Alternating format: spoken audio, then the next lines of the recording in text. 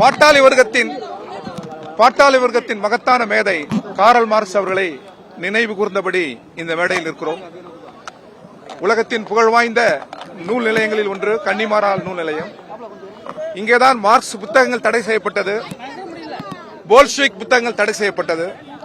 ஆனால் வரலாறு ஒரு சுற்றி எந்த மனிதரின் புத்தகங்கள் தடை செய்யப்பட்டதோ அந்த மனிதர் இன்றைக்கு சிலையாக இங்கே நிற்க வேண்டிய காலச்சூழல் உருவாகி இருக்கிறது. நம்முடைய முதல்வரை இந்த நேரத்தில் இணைக்க வேண்டிய அவசியம் இருக்கிறது. அதேபோன்று கேம்பிரிட்ஜ், ஆக்ஸ்போர்ட் பல்கலைக்கழகத்தில் மார்க்ஸ் என்ற சொல்லையே கடும் குற்றமாக கருதினார். அங்கே இன்றைக்கு சிலை வடிவில் இருக்கிறார்.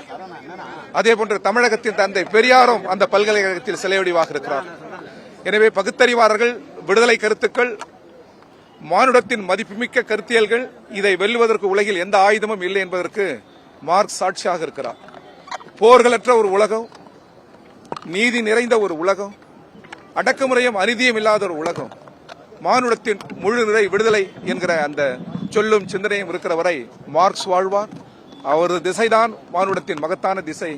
அந்த திசை நோக்கி முற்போக்காளர்கள், டாக்டர் அம்பேத்கர் கருத்தியல், தந்தை பெரியார் கருத்தியல் கொண்டவர்கள் அந்த திசையில் பயணிப்போம். மார்க்சியம் வெல்லும். அதுதான் உலகத்தின் மகத்தான திசை. வணக்கம்.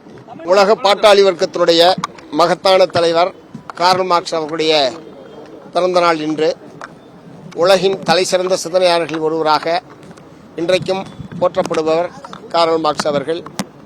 அவருடைய தத்துவத்தை, உழைப்பாளி மக்களுக்கான அவருடைய தத்துவத்தை உழைப்பாளி மக்கள் மத்தியில் கொண்டு போய் சேர்ப்பது என்பதுதான் மார்க்சியவாதிகள் மேற்கொள்ள வேண்டிய மிக முக்கியமான அடிப்படையான கடமை என்பதை இந்த நேரத்தில் நான் குறிப்பிட்டு சொல்ல விரும்புகிறேன். அதற்கான சபதத்தை மார்க்ஸ் சிலை முன்பாக நாங்கள் எடுத்துக்கொள்கிறோம். உலகம் முழுவதும் இருக்கக்கூடிய பாட்டாளி மக்களுக்கு விடுதலை, அவர்களுடைய முன்னேற்றம், அதற்கான முறையில் மார்க்சிய தத்துவத்தை பரவலாக்குவதற்கும் அதை மேலும் வளர்த்தெடுப்பதற்குமான முயற்சியில் இடதுசாரிகள் நாங்கள் தொடர்ந்து பாடுபடுவோம் என்பதை தெரிவித்துக் கொள்கிறேன்.